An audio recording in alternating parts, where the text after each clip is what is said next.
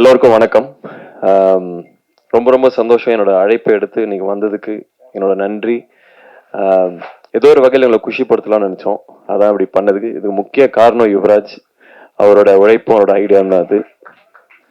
So ரொம்ப நாள் bending இது. உங்க எல்லாத்தையும் மீட் பண்ணோம். தனியாக நான் வந்து மீட் பண்ணோம். படங்கள் மூலியமாகவே மீட் பண்ணிட்டு இருக்கேன். தனியாக வந்து மீட் பண்ணணும்னு ரொம்ப நாள் பெண்டிங் இது. ஓமை கடலை முடிச்சதுலேருந்தே பண்ணணும்னு நினச்சிட்டே இருந்தேன். பட் அதுக்கான ஒரு டைம், அதுக்கான ஒரு இடம், மற்ற எல்லா விஷயங்களையும் இப்போ தான் கைக்கூடி வருது.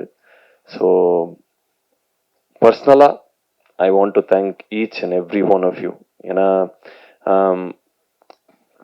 இப்போது ஒரு சினிமா பேக்ரவுண்டோ இல்லை ஒரு பணக்கார குடும்பத்துலேருந்தோ நான் வரல. நான் ஒரு மிடில் கிளாஸ்லேருந்து வரேன். ஸோ அதுலேருந்து வரும்போது அதுக்கான ஒரு போராட்டம் இருக்கும், எல்லாருக்கும் இருக்கும். எனக்கு மட்டும் நான் என்ன கஷ்டப்பட்டு இப்படி கஷ்டப்பட்டு நான் பேச இன்னைக்கு விரும்பல. பட் அதுக்கான போராட்டம் இருக்கிறப்போ எனக்கு பெரிய சப்போர்ட்டாக நீங்கள் இருந்திருக்கீங்க. உங்களுக்கு அது தெரியுமோ தெரியலையோ எனக்கு தெரியல. பட் உங்களோட ஒவ்வொரு ரிவ்யூ, ப்ரெஷ் ஷோக்கு அப்புறம் உங்களை மீட் பண்ணி பேசினது, இது எல்லாமே ஏதோ ஒரு வகையில் எனக்கு பெரிய கைடன்ஸாக இருந்திருக்கு. நான் எடுக்கிற டிசிஷன்ஸ், நான் போகிற கரெக்டாக தப்பா, இது எல்லாத்துக்குமே உங்களோட ஒரு கைடன்ஸ் எனக்கு எப்போவுமே இருந்திருக்கு. அதுக்கு முக்கியமாக தேங்க்யூ. எனக்கு இப்போ 2 காட்ஃபாதர் இருக்க மாதிரி தான் நான் எப்பவுமே நினச்சிப்பேன். எனக்கு தனியாக காட்ஃபாதர்னு யாரும் இல்லை. ஒன்று ப்ரெஸ், இன்னொன்று மக்கள். ஏன்னா இண்டஸ்ட்ரி சப்போர்ட்டுங்கிறது வந்து நம்ம இருக்கும் இருக்காது. பட் மக்கள் கிட்ட இருந்து அவ்வளோ சப்போர்ட்டும், நீங்கள் இப்போ நித்தம் ஒரு வானம்க்கு நீங்கள் எழுதின ஒவ்வொரு வார்த்தையும் இந்த படத்தை கொண்டு போய் மக்கள் கிட்ட சேர்த்துருக்கு. ஸோ இது எல்லாத்துக்குமே ரொம்ப ரொம்ப ரொம்ப thank you. So yeah, thank you. Thanks for coming. இது வேற எதுக்குமே இந்த ஃபங்க்ஷன் இவெண்ட் வேற எதுக்குமே இல்லை. உங்களுக்கு நான் தேங்க்ஸ் சொல்லணும். எந்த எதிர்பார்ப்பும் எனக்கு இல்லை. இது வச்சு உங்களை ஐஸ் வைக்கலாம் இல்லை, எதுவுமே இல்லை எனக்கு. நீங்கள் ஆல்ரெடி ஆல்மோஸ்ட் நெக்ஸ்ட் இயர் வந்து எனக்கு 10 years ஆகுது இங்கே வந்து. ஸோ இங்கே உங்கள் முன்னாடி நிற்க முடியுதுன்னா அதுக்கு ஒரு பெரிய கைடன்ஸ், பெரிய சப்போர்ட் நீங்கள். வெறும் ஒரு தேங்க்யூ சொல்ல தான் இன்னைக்கு நம்ம எல்லாம் கூடியிருக்கோம். So thank you. Thanks sir. வணக்கம், வாழ்த்துக்கள். மீனாட்சி சுந்தரம். சொல்லுங்க சார். சார் சொல்லுங்க சார். நித்தம் ஒரு வானம் படத்துல நீங்க அந்த கொங்கு தமிழ் பேசின அந்த போர்ஷன் ரொம்ப நல்லா இருந்தது. நீங்க சொல்லியிருந்தீங்க அவங்க அம்மா வந்து கொங்கு நாடு, எங்க பாச பேசணும் அப்படின்னு சொல்லியிருந்தீங்க. அவங்க எதிர்பார்க்காங்கன்னு.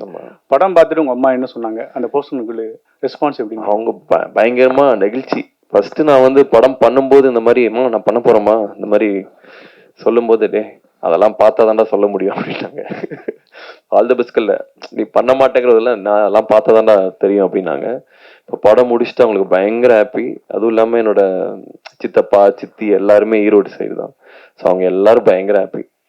எல்லாம் மெசேஜ் அனுப்பிச்சாங்க, அந்த கொங்கு ஸ்லாங் நல்லா இருக்குன்னாங்க. ஏன்னா இப்போ டைரக்டருமே கோபி செட்டிப்பாளையம் சார், அவர் இருந்ததுனால ஓரளவுக்கு பண்ண முடிஞ்சது. நான் ஃபுல்லாக சென்னையில் தான் வளர்ந்தேன். எனக்கு இப்போ நீங்கள் டக்குன்னு கேட்டிங்கன்னா எனக்கு மெட்ராஸ் தமிழ் தான் வரும். ஸோ அதனால இந்த படத்தில் ஒரு ஆக்டராகவும் அது பயங்கர சேலஞ்சிங்காக இருந்தது எனக்கு. என்னன்னா அதை வந்து நம்ம எதுவும் எக்ஸாஜரேட் பண்ணி எதுவும் பண்ணக்கூடாது. பட் ஹியூமர்னால ஒரு பாயிண்ட் கொஞ்சம் மேலே வைக்கணும்னு நினச்சேன். எனக்கு சத்யராஜ் சார் வந்து பெரிய இன்ஸ்பிரேஷன் அந்த கேரக்டர் பண்ணதுக்கு. ஸோ அவர்கிட்டயுமே மெசேஜ் அனுப்பிச்சேன், சார் எனக்காக நீங்கள் இந்த படம் பார்க்கணும், நீங்கள் பார்த்துட்டு சொல்லணும் எப்படி இருக்குன்னு. ஸோ எங்கள் அம்மாவுக்கு ரொம்ப ரொம்ப ரொம்ப சந்தோஷம். நான் இது வரைக்கும் பண்ண படங்களே அவங்களுக்கு ஃபேவரட் படம் இப்போ இதுதான். ஸோ அவங்களுக்கு ரொம்ப சந்தோஷம்.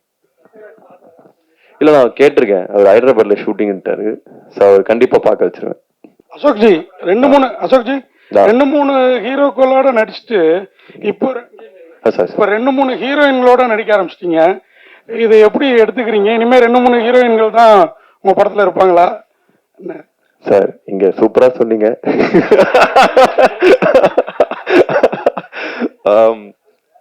சார் என்னைக்குமே ஹீரோயின் எந்த வகையிலுமே ஹீரோயின் வந்து நான் எடுக்கிற படங்களை டிசைட் பண்ணதே இல்லை. ஏதோ ஒரு வகையில அந்த கதை பிடிக்குது. இப்போ நித்தம் ஒரு வானமே 3 கதைகள். இப்போ நானே எனக்கு வந்து 3 ரோல் மாதிரி நினைச்சேன். அப்படி பார்த்தா ஒரு ரோலுக்கு ஒரு ஹீரோயின் தான். ஸோ அந்த கதைக்கு என்ன தேவையோ அதுதான். இப்போ சில நேரங்கள் சில மனிதர்கள் ஒரு படம் பண்ண இந்த வருஷம். ஸோ அதுல வந்து ஒரு ஹீரோயின் தான். அதுக்கு எந்த வித எக்ஸ்ட்ரா அந்த மாதிரி எதுவுமே இல்லாம சாதாரணமா எடுத்த படம். அது மக்கள் கிட்ட கனெக்ட் ஆகிற ஒரு படம். இப்போ அடுத்த வர த்ரில்லர்லயுமே ஒரு ஹீரோயின் தான். ஸோ அது ஒரு பாயிண்ட் இல்லை சார். சத்யராஜ், சரத்குமார் அவங்க மாதிரி முன்னாடி பெரிய ஹீரோவா இருந்தா அவங்க கூட நடிக்கிறப்ப அவங்கள்ட்ட இருந்து என்னத்தை எடுத்துக்கிறீங்க நீங்க? இப்போ நான் சரத்குமார் சார் நடிச்சிட்டு இருந்தேன். இப்போ ஒரு படம் முடிச்சிட்டேன். எனக்கு ரொம்ப ஆச்சரியமா என்னதுன்னா அவரோட ப்ரொஃபஷனலிசம். இந்த வயசுலயும் அவ்வளோ ஆர்வம், ஸ்கிரிப்ட் படிச்சுட்டு வராரு.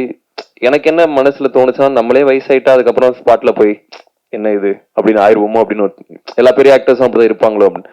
பட் சத்குமார் சாரை பார்த்து நான் மிரண்டுட்டேன். அவர் டைலாக் வைஸ் ரெடி ஆயிட்டு வந்தாரு. நான் அங்க போய் ஸ்கிரிப்ட் பார்த்தா கூட அவர் வந்து அந்த டைலாகோட சொல்றாரு. ஸோ அவரை மாதிரி ஒரு ப்ரிப்பேர் பண்ணி அவ்வளோ பேஷனேட்டா இவ்வளோ படங்கள் பண்ணிட்டாரு. கிட்டத்தட்ட 100 படங்கள் மேல பண்ணிட்டாரு. அதை தாண்டியுமே இப்போ வந்து அவரு இவ்வளோ பேஷனட்டா இருக்கிறது வந்து எனக்கு பெரிய ஆச்சரியமா இருக்கு. எனக்கு பெரிய லெசனா இருக்கு. சத்யராஜ் சாரோட நான் நடிக்கல.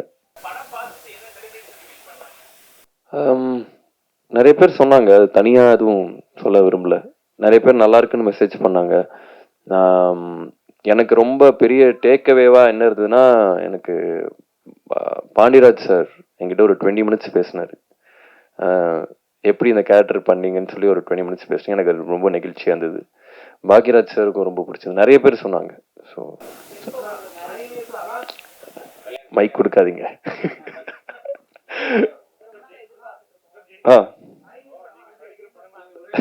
போயிட்டேன் பாத்தீங்களா? கல்யாணம் நடக்கிறப்ப நடக்கும் மேம். இப்பதான் கெரியரே கொஞ்சம் தூக்கி போயிட்டு இருக்கு. இருங்க. ரொம்ப தடவை வந்து உங்களோட கல்யாணத்தை பத்தி தான் செய்தி அடிக்கடி கேட்டுட்டு இருக்கோம். சோ உறுதியா சொல்லுங்க, இந்த வருஷம் 2023ல இருக்குமா?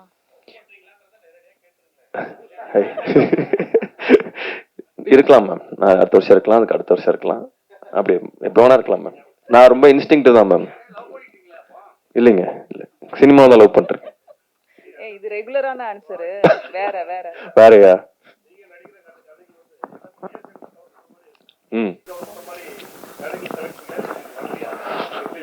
அது என்னமோ முகத்தை பார்த்தா அப்படிதான் கொண்டு வராங்க சார். ஏன் சென்டருக்கு தான் கொண்டு வராங்க. ஆமா, அதனால தெரியல சார். எனக்கு கரெக்டான நீங்க சொல்ற அந்த கதைகள் இல்ல நான் சூஸ் பண்ணாமலாம் இல்ல. எனக்குமே அது பண்ணணும்னு ஆசை. எனக்கு ரொம்ப சிம்பிள் சார். ரொம்ப சேலஞ்சிங்கா எடுத்து பண்ணணும்னு ஆசை. ஸோ புதுசா பண்ணணும்னு ஆசை. எனக்கு வர கதைகள் இருந்தா ஒரு நடிகன் சூஸ் பண்ண வேண்டியதா இருக்கு. இப்போ சம்டைம்ஸ் சில ஆக்டர்ஸ் ரைட்டிங் அண்ட் டைரக்டும் பண்றாங்கன்னா அவங்களுக்கு வேணுங்கிறத எழுதிக்கிறாங்க. எனக்கு இப்போ வர கதைகள் இருந்தா நான் சூஸ் பண்ண முடியுது. இப்போ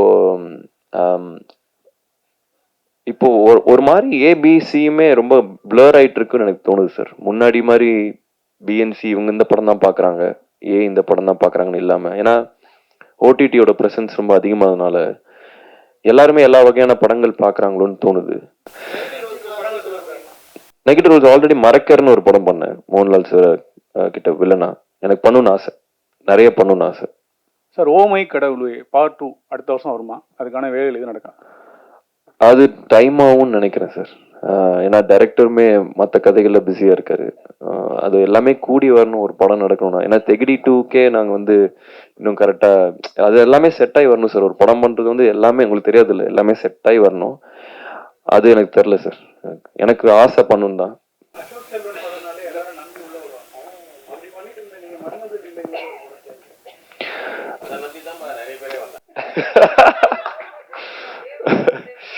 இல்ல சார், அது இல்ல சார், ஒரு நடிகனா எல்லா பரிமாணத்திலும் பண்ணணும்னு எனக்கு ஆசை. எனக்கு வந்து இப்போ ஃபேமிலி ஹீரோ அப்படிங்கிற இமேஜ் நோக்கி போறேன்லாம் சத்தியமா இல்லை. எனக்கு வந்து ஒரு ஆக்டரா இருக்கணும். ஹீரோவை தாண்டி இந்த இமேஜ் இப்படி இருக்கணும், அதெல்லாம் தாண்டி ஒரு நடிகனா இருக்கணும், ஒரு ஆக்டரா இருக்கணும்னு ஆசை. எனக்கு மன்மதலீலையில அந்த காமெடி போர்ஷன்ஸ்லாம் வந்து நான் அதுக்கு முன்னாடி அப்படி பண்ணதில்லை. எனக்கு அது ரொம்ப ஒரு பெரிய ஜாயா இருந்தது புதுசா அந்த மாதிரி பண்றதுக்கும். வெங்கட் பிரபு சார் என்னோட ஃபேவரட் டைரக்டர், அவரோட ஒர்க் பண்றதுக்கு எனக்கு ஒரு வாய்ப்பு தான் அது. எனக்கு எந்த வகையிலுமே அது வந்து ஒரு ரிக்ரெட்டோ அப்படின்னு இல்லை. ஏன்னா அது பிடிச்சவங்க நிறைய பேர் இருக்காங்க சார். இப்போ அது ஒருத்தரோட பெர்ஸ்பெக்டிவ்ல பாக்குறது தான். இப்போ ஃபேமிலி ஆடியன்ஸ் இப்போ ஓமை கடலே சில பேர் பார்த்தவங்க ஏன் இதை பண்ணீங்கன்னு கேட்டாங்க. பட் மன்மதலீலை மூலியமா புது ஆடியன்ஸ் எனக்கு கிடைச்சாங்க.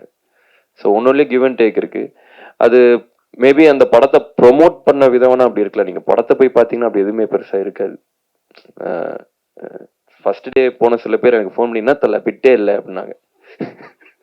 அது பிட்டு படம் இல்லப்பா, அது வந்து ஒரு காமெடி பிளஸ் அது ஒரு காமெடி ஃபிலிம் ஆக்சுவலா. அது வெங்கட் பிரபு சாரோ இல்லை நானோ அந்த மாதிரி அப்படி ஒரு பிட்டு படம் எடுக்கணும்னு அவசியமே இல்லை எங்களுக்கு. சீரியஸா நான் சொல்றேன். எனக்கு வந்து அந்த மாதிரி ஒரு அவசியமும் இல்லை, அப்படி பண்ணணும்னு எனக்கு ஆசையும் இல்லை.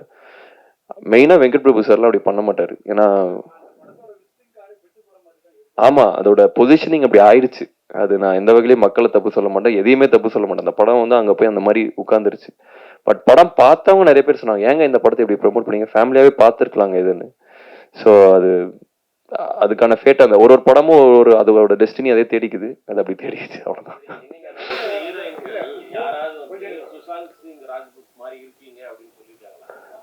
இல்ல சார், நீங்க தான் ஃபர்ஸ்ட். Thank you sir. ஹீரோயின் கூட சொன்னல சார், நீங்க தான் சார் சொல்றீங்க. Thank you sir.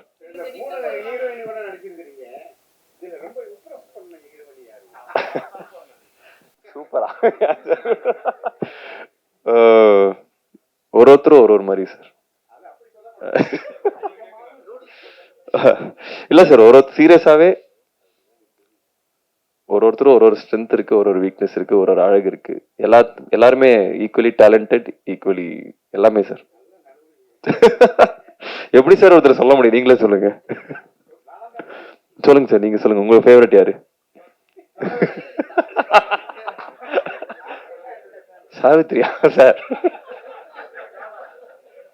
நீங்களும் நழுவிட்டீங்க. இப்ப கரண்ட்ல சொல்லுங்க. யாருன்னு சொல்லுங்க. நீங்க சொல்லுங்க சார். நீங்களே சொல்ல மாட்டீங்க, நான் நடிச்சவங்க எப்படி சார் சொல்ல முடியும் சார்? எல்லாருமே சூப்பர் சார். எல்லா வகையிலும் உண்மையா சொல்றோம், எல்லாமே சூப்பர். இந்த டைரக்ஷன்ல நடிக்கணும், இல்ல இந்த ஹீரோயின் கூட ஜோடி போடணும், அப்படி ஏதாவது உள்ளுக்குள்ளார ஒரு எண்ணம் இருக்கும்ல? என்னதான் இல்ல இருக்காது இல்லையா? நிறைய இருக்கு சார். ரஞ்சித் சாரோட நடிக்கணும்னு ஆசை, வெற்றிமாறன் சாரோட நடிக்கணும்னு ஆசை, மணிரத்னம் சாரோட நடிக்கணும்னு ஆசை. ரொம்ப ஆசைகள் அதிகம் இருக்கிற நடிகன் தான்.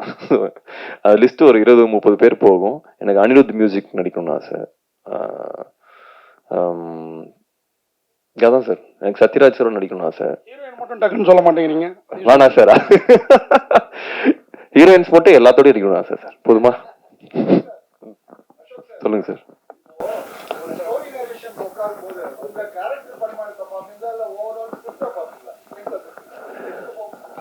அது 100% ஓவரால் தான் சார். படம் வெற்றி அடைஞ்சாதான் எனக்கு பேரு, இல்ல ரோலை என்னன்னே பார்ப்பாங்க. நான் மட்டும் தனியா பார்த்து பண்ணிக்கிட்டேன். படம் வெற்றி ஆனாதான் எல்லாமே எல்லாத்துக்கும் நடக்கும். நித்தம் ஒரு வானம் முழுசா பார்த்தேன். பட் ரொம்ப எக்ஸைட் ஆனது என் கேரக்டருக்கு. அது மட்டும், ஏன்னா அது 3 வகையா பண்ணலாம், ஒன்றும் இது ஒரு கேரக்டர்னோடனே நான் பயங்கர எக்ஸைட் ஆயிட்டேன். ஸ்டோரி நரேஷன் முடியறதுக்குள்ளே எதுக்கு எந்தெந்த மாதிரி பண்ணலான்னு அளவுக்கு நான் யோசிக்க ஆரம்பிச்சிட்டேன். ஸோ சம்டைம்ஸ் ஒரு ஸ்கிரிப்ட் வந்து அந்த கேரக்டரை வச்சு பயங்கரமா ட்ராக் பண்ணும். பட் மோஸ்ட்லி படம் வெற்றி அடைஞ்சாதான் எனக்கும் அடுத்த அடுத்த வாய்ப்புகள், அதில் சம்மந்தப்பட்டவங்களுக்கும் அடுத்தடுத்த விஷயங்கள் நடக்கும். ஸோ படம் வெற்றி அடைறது வந்து ஃபர்ஸ்ட் ப்ரையாரிட்டி. வருது, ஒரு தெலுங்கும் மலையாளமும் வந்துட்டு இருக்கு சார். நித்தம் ஒரு வானம் ஈவெண்ட்ல வந்து நல்லா பாடுனீங்க. ஸோ தொடர்ந்து பாடல்கள் வாய்ப்பு இருக்கா? ஃபர்ஸ்ட் நல்லா பாடுன்னு சொன்னதுக்கு நன்றி சார். சத்தியமா அந்த ஐடியா இல்லை சார். ஏன்னா நான் ட்ரெயின் ரூல்ல பசங்க முன்னாடி பண்ணாவே எனக்கு கலாய்ப்பாங்க. அந்த ஐடியாவே இல்லை. அடுத்து டைரக்ஷன் பிளான் இருக்கா சார்? ஓன்லி ஆக்டிங் மட்டும் தானா? எனக்கு சினிமானா ரொம்ப பிடிக்கும் சார். ஏதோ ஒரு டைம்ல டைரக்ட் பண்ணணும்னு ஆசை இருக்கு. பட் எனி டைம் சூன் இல்லை. ஏன்னா அதுக்கு அதீத கான்ஃபிடென்ஸும் ஒரு பீப்புள் மேனேஜ்மெண்ட் ஸ்கில்ஸும் தேவைப்படுது. அதை நான் இப்பதான் கத்துக்கிட்டு இருக்கேன். இப்போ நான் வந்து சரத்குமார் சாரோட ஒன்று பண்ணிட்டு இருக்கேன். ஒரு இன்வெஸ்டிகேஷன் த்ரில்லர் முடிஞ்சிருச்சு. E4 என்டர்டெயின்மெண்ட் பேனருக்கு பண்ணிட்டு இருக்கேன். இன்னொன்று வந்து யுவன் சங்கர் ராஜா சார் ப்ரொடக்ஷன்ல ஒரு ராம்காம் ஒன்று, பிரியா மேம் கண்டனால் முதல் எடுத்தாங்க, அவங்களோட பண்ணிட்டு இருக்கேன். இன்னொன்று வந்து கமல் சாரோட அசிஸ்டன்ட் கார்த்திகேயன் சொல்லி அவங்களோட இன்னொரு ராம்காம் பண்ணிட்டு இருக்கேன். அதுக்கப்புறம் நீலம் ப்ரொடக்ஷன்ல வந்து ரஞ்சித் சாரோட அசிஸ்டன்ட் ஜெயோட ஒரு வில்லேஜ் கிரிக்கெட் பேஸ் பண்ண ஒரு படம் ரொம்ப நல்லா வந்துட்டு இருக்கு. இப்போ அதான் ஷூட் போயிட்டு இருக்கு. ஸோ நீங்க கேட்ட BNC கண்டிப்பா அந்த படம் 100% ரீச் ஆகும்னு எனக்கு நம்பிக்கை இருக்கு. ஆமா, நான் கிரிக்கெட்டர் தான் சார் பேசிக்லி. ஸோ நான் வந்து ஸ்கூல் ஆடினேன், தமிழ்நாடு ஆடினேன். ஸோ அந்த ஸ்கில்ஸ் கொஞ்சம் இங்கே யூஸ் பண்ணிட்டு இருக்கேன். ப்ராக்டிஸும் பண்ணோம். எல்லாரும் டீமாக உட்காந்து டீமாக நெட்ஸு செஷன் பண்ணோம், டீமாக ஆடினோம். அதுக்கப்புறம் அதுக்கு தனியாக ஒர்க் ஷாப்பே பண்ணோம். ஏன்னா அந்த அரக்கோணம்ல நடக்கிற மாதிரி. ஸோ அதுக்கான ஸ்லாங்கு அது எல்லாமே சார். அது காலம் தான் சார் பதில் சொல்லணும். எனக்கு அரேஞ்ச் மேரேஜ் செட் ஆகும்னு எனக்கு தெரியல சார். ஏன்னா இல்ல அதான் அதான் என்ன சொல்ல வரேன்னா, அரேஞ்ச் மேரேஜ்ல வந்து அவங்க பல எக்ஸ்பெக்டேஷன்ஸ் ஒரு எனக்கு ஒர்க் பண்ணும்போது எனக்கு எதுவுமே மைண்ட்ல இருக்காது சார். என் ஃப்ரெண்ட்ஸே கோச்சுப்பாங்க. அவங்க ஃபோன் ரிப்ளை கால்லாம் நான் ஷூட் பண்ணும்போதோ இல்லை அந்த படத்தை அப்ரோச் பண்ணும்போதோ எனக்கு வேற எதுவுமே மைண்ட்ல இருக்காது. ஒரு பிரச்சனையே அது. நிறைய பேர் திருப்பி ஃபோன் எடுக்கிறதுலன்னு நிறைய கம்ப்ளைண்ட்ஸ் இருக்கு என் மேல. பட் அது ஒர்க் போகும்போது நான் மற்ற எல்லாத்தையும் மறந்துடுவேன். ஸோ அதை புரிஞ்சுக்கிறதுக்கு எனக்கு தெரியல அரேஞ்ச் மேரேஜில் செட்டப்பில் அப்படி புரிஞ்சுப்பாங்களான்னு. சார் பயங்கர ஆசை சார் எனக்கு. நான் வந்து எனக்கு தெரிஞ்சவங்க கிட்டலாம் சொல்லிட்டு இருக்கேன். ஏன்னா இப்போ என்னோட தாத்தா வந்து விவசாயி. நான் விவசாய குடும்பத்துக்கு தான் வந்திருக்கேன். என்னோட சொந்த ஒரு ஈரோடு, அது பக்கத்தில் இருக்கிற கிராமம் தான். அதுக்கான ஒரு என்ன சொல்றது, நான் தேடிட்டு இருக்கேன் சார். உங்களுக்கு தெரிஞ்சவங்க யாராக இருந்தாங்கன்னா சொல்லுங்க சார். ஆக்சுவலாக அந்த மாதிரி பண்ணணும்னு ரொம்ப ஆசை. ஒரு நடிகனாவும் எனக்கு அது சேலஞ்சிங்காக இருக்கும், புதுசாக இருக்கும். கன்ஃபார்மாக எனக்கு பண்ணிடுவேன். பட் அது தேடிட்டு இருக்கேன். தேங்க்யூ. தேங்க்ஸ்.